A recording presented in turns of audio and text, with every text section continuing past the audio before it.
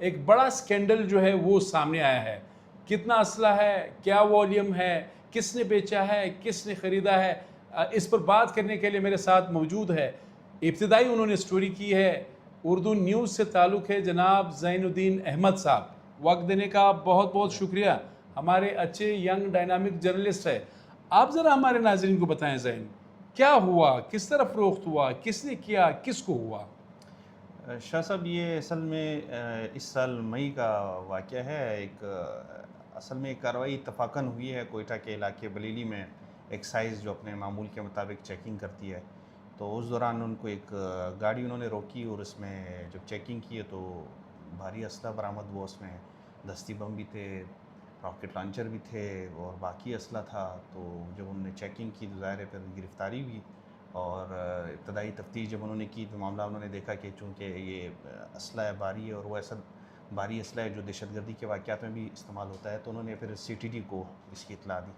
اس کے بعد یہ معاملہ انہوں نے CTD کے حوالے کیا اور ایکسائز خود پیچھے ہٹ گیا. تو پھر CTD نے مزید اس کی تفتیش کی, اور اس کے بعد مزید جب تفتیش کی تو انہیں پتہ چلا کہ جو اس میں لیویز جو سابق لیویز ملازم تھے اور موجودہ اس ٹائم وہ پولیس کے ملازم تھے, وہ اسلحہ خانے میں ان کی ڈیوٹی تھی کوئٹہ کے جو لیویز ڈائریکٹریٹ میں جو ان کا اسلحہ خانہ ہے اس میں. تو اس کے بعد جب یہ گرفتاری ہوئی, اس سے مزید تفتیش ہوئی تو ان کے گھر سے نوسار میں مزید اسلحہ برآمد ہوا, اور پھر مزید اس میں گرفتاری ہوئی, اور پھر مزید تفتیش کی گئی تو بڑے پیمانے پہ یہ انکشاف ہوا کہ اسلحہ جو ہے وہ بڑے پیمانے پہ نہ صرف چوری ہوا ہے بلکہ یہ فروخت بھی ہوا ہے. اور اس کے بعد انہوں نے FIR کا اندراج کیا CTD تھانے میں, اور اس FIR میں یہ کہا گیا ہے, دعویٰ کیا گیا ہے کہ جو اسلحہ ہے یہ کالعدم تنظیموں کو فروخت کیا جاتا تھا. CTD کے FIR میں یہ بات سامنے آئی ہے کہ بینڈ آؤٹ فٹس کو جو ہے یہ انہوں نے فروخت کیا ہے. بالکل, یہ اس میں فروخت کرتے تھے, باقاعدہ ان کی ایک مخبر کی. یہ ذرا بتائیں, یہ جو آپ نے ایکسائز والی آپ نے ساری کہانی سنائی, یہ دستاویز ہے یا آپ کو سورسز نے بتایا ہے؟ نہیں, ایکسائز والی جو ہے وہ ہمیں سورسز نے بتایا, چونکہ ایکسائز جو ہے نا وہ اس سے پیچھے ہٹ گیا, وہ اس میں 62 لوگ بھی انوالو تھے, تو انہوں نے پھر CTD کے معاملہ جو ہے اس کے حوالے کر دیا. تو پھر CTD نے اس کو ظاہر ہے اپنے طور پہ دیکھا. CTD نے بھی کوشش کی کہ اس کو اینٹی کرپشن یا باقی جو ادارے ہیں وہ ان کو انوالو کیا جائے اور وہ اس کی تفتیش کرے, چونکہ اس میں صرف چوری کا معاملہ نہیں ہے, یہ انتظامی کرپشن بھی اس میں شامل ہے. ظاہر ہے کہ اتنے بڑے پیمانے پہ اسلحہ ایسے تو چوری نہیں ہوتا ہے. تو یہ بتائیں زین, قطع کلامی معاف آپ بات کریں, کتنے لوگ اس میں گرفتار ہے, برطرف ہے, معطل ہے, یہ ہے اس میں جو انہوں نے ایک لیویز اہلکار جو پہلے گرفتار کیا, پھر اس کے ساتھ ایک اور ملزم کو گرفتار کیا, اور اس کے بعد انہوں نے جو سابق لیویز کے آفیسر تھے جو اسلحہ خانے کے انچارج تھے عبدالحکیم, ان کو گرفتار کیا جو اس وقت موجودہ DSP تھے. اور کل ہی یہ نوٹیفیکیشن سامنے آیا پولیس کی جانب سے کہ عبدالحکیم کو جو ہے نا وہ عہدے سے برطرف کر دیا گیا, ملازمت سے برطرف کر دیا گیا ہے. اور اس میں انہوں نے وجہ مسلسل غیر حاضری بتائی ہے, جو شوکاز نوٹسز کا جواب نہ دینا بتایا اور بدتمیزی وغیرہ بتایا. لیکن ہمیں یہ بتایا گیا ہے کہ وہ گرفتار ہیں, چونکہ گرفتاری کے دوران تو وہ حاضر نہیں ہو سکتے تھے, بظاہر ان کو یہ سزا دینی تھی, تو یہ انہوں نے وجہ اس میں شامل کی ہے. یہ آپ نے ظاہر اس سٹوری پہ کام کیا ہے اور شاید آپ ہی نے کیا ہے, باقی آج چینلز نے بھی یہ خبر چلائی.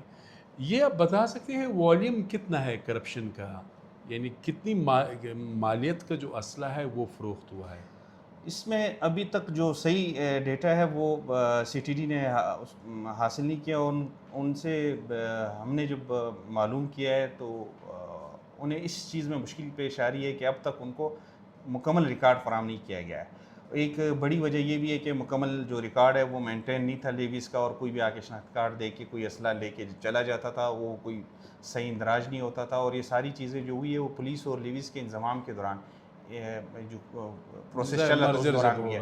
تو بتایا جا رہا ہے کہ مطلب یہ جتنا FIR میں شو ہوا ہے اس سے زیادہ مطلب یہ ریکوری ہوئی ہے, لیکن جو فروخت ہوا ہے وہ بڑے پیمانے پہ ہوا ہے. اور واٹس ایپ پہ بھی عام لوگ نامعلوم نمبروں سے آگے ان کی رابطے ہوتے تھے, اس پہ وہ فروخت کرتے تھے, شناخت بھی پتہ نہیں چلتی تھی کہ وہ کس کو فروخت کرتے. تو اس وجہ سے ان کو یہ خدشہ ہے کہ یہ مطلب کالعدم تنظیموں کو بھی فروخت ہوا ہے. اور یہ صرف اسلحہ ہی چوری نہیں ہوا ہے بلکہ اس میں مطلب جو بڑے پیمانے پہ کرپشن بھی انوالو ہے, مطلب دفتر کی باقی چیزیں بھی ان کو خدشہ ہے کہ وہ چوری ہوئی ہے، غائب ہوئے ہیں، مطلب اس میں بہت سارا ایسا سامان ہے، اس کے علاوہ بھی مطلب بلڈ پروف جیکٹیں ہیں یا فرنیچر ہے یا باقی ایسا قیمتی سامان جن کا شاید وہ ریکارڈ مینٹین نہیں تھا، چیزیں یہ بیچ میں غائب ہوئی ہے.